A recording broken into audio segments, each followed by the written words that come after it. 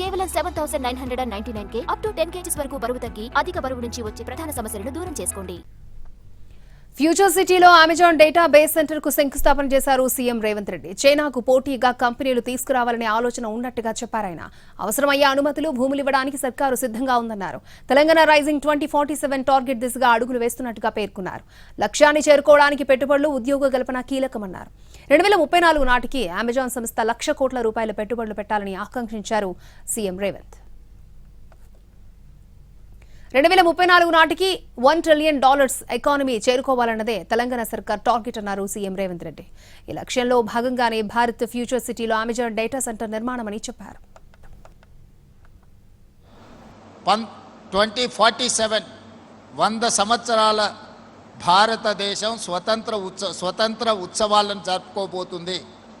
ఆ రోజుకి మనము 10% ఆర్థిక వ్యవస్థగా ఈ దేశంలో రాణించాలని టార్గెట్ పెట్టుకొని ఈరోజు పనిచేస్తున్నాము.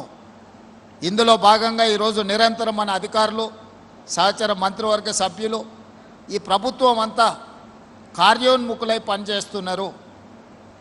2034 లోపల $1 ట్రిలియన్ ఎకానమీకి తెలంగాణ రాష్ట్రాన్ని ముందుకు తీసుకెళ్లాలని ఈరోజు ప్రయత్నం చేస్తున్నాం.